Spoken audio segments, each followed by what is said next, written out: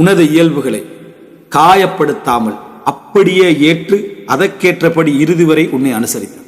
எங்களுக்கு என்று ஒரு குணம் இருக்கும், எங்களுக்கு ஒன்று இயல்பு இருக்கும், அதுல எந்த மாற்றமும் செய்யாம அப்படியே நம்மளை ஏற்றுக்கணும். நம்ம கோபப்படுற டைம்ல கோபப்பட விட்டு, நம்ம சிரிக்கிற டைம்ல சிரிக்க விட்டு, மார்க்கத்தை உணவு இல்லாத வரைக்கும் அந்த மாதிரி நடந்த இவங்கெல்லாம் பண்பால உச்சகட்ட உத்தமர்கள் என்று நம்ம வரலாறுகளில் ஹிக்மத்துகள் என்ன செய்யறோமோ பார்க்கிறோம்.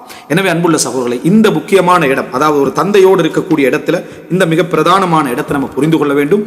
ஒரு தந்தையை பொறுத்த வரைக்கும் இப்படிப்பட்ட ஒரு சோகங்களுடைய தொகுப்பாக, கஷ்டங்களுடைய தொகுப்பாக போயிடும். தாயுடைய வேதனைகள் உண்மை கஷ்டமாக நம்ம சொல்லிட்டோம், ஆனா அது வெளிப்படையா எல்லாருக்கும் என்ன செஞ்சிடும், கிடைத்து விடும். இறுதி வரைக்கும் அந்த ஆதரவு வட்டத்திலிருந்து தாய் என்ன செய்ய மாட்டான், போக மாட்டான். அந்த ஆதரவு வட்டம் நிலைத்து கொண்டே இருக்கும். பெரும்பாலும் தந்தையை பொறுத்த வரைக்கும் அவர் நிர்வாகி தானே, அதனால கொஞ்சம் கொஞ்சமாக செலவுடைய பொறுப்புகள் வார நேரத்தில் இல்லாமல் போய்விடும். மனைவியின் வார்த்தைகள் கூட அந்த தந்தை இரக்கமான ஒரு மனைவியா இருந்தாலும் சரி, அந்த இடத்துல அவனை காயப்படுத்த ஆரம்பிக்கும்.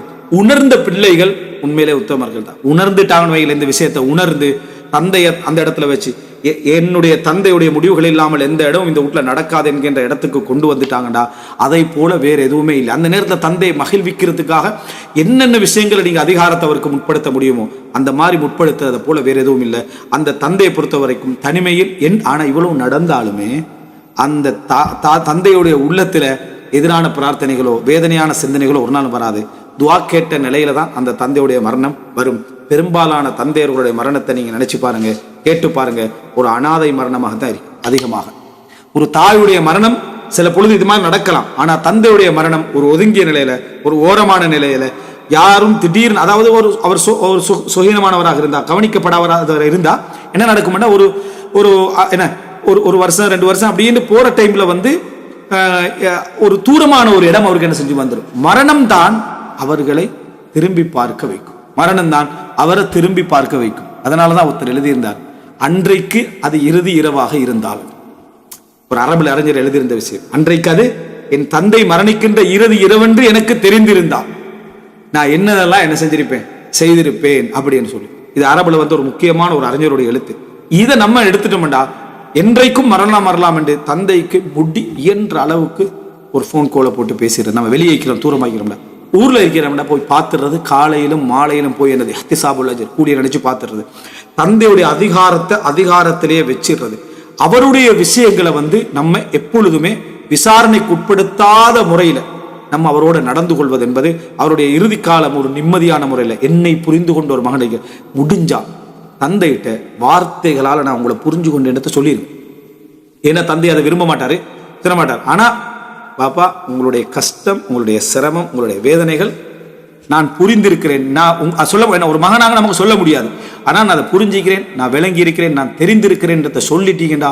ஒரு நெத்தியில ஒரு முத்தம் கொடுத்து, சில டைம்ல பிள்ளைகளுக்கு கஷ்டமா இருக்கும், முத்தம் கொடுத்து நீங்க சுமந்த சுமைகளை நான் புரிந்திருக்கிறேன், தெரிந்திருக்கிறேன் என்று சொல்லி ஒரு தடவை நீங்க சொல்லிட்டீங்கடா, அவருடைய இந்த வாழுகின்ற காலம் ஃபுல்லாக அவர் பட்ட வேதனைகளுக்கு ஒரு சிறப்பான ஒரு ஆறுதலை நீங்க கொடுத்ததாக ஆகும். ஏண்டா யாராவது புரிஞ்சிருப்பானா, நம்ம பட்ட வேதனை தெரிஞ்சிருப்பான், நம்மளோட உள்ளத்தை ஒரு கேள்வி இருக்கு தானே.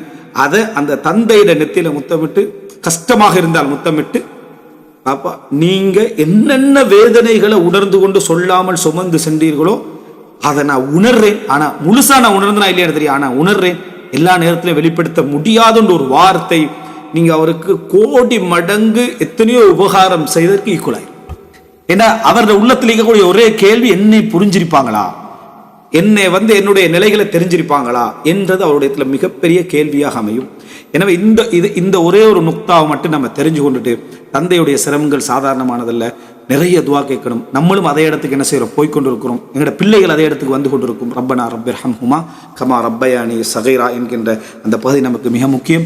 இன்ஷா அல்லாஹ் வரக்கூடிய அடுத்தடுத்த பகுதிகளில் பிர்ருல் வாலிதைன், பெற்றோர்களுக்கு உபகாரம் செய்தல் என்றால் என்ன, வாழுகின்ற நேரத்தில் என்ன, இறந்த பின்னால் என்ன என்ற பகுதிகளையும், உக்கூக்குடைய வடிவங்கள், வேதனைப்படுத்துகின்ற வடிவங்களை பற்றியும் இன்ஷா அல்லாஹ் சுருக்கமாக இன்ஷா அல்லாஹ் நம்ம அதில் பார்ப்போம். ஹாதா மா இந்தி வல் இல்மு இந்தல்லாஹ் வ கூலு கௌலி ஹாதா வ அஸ்தக்ஃபிருல்லாஹ் லி வ லக்கும்.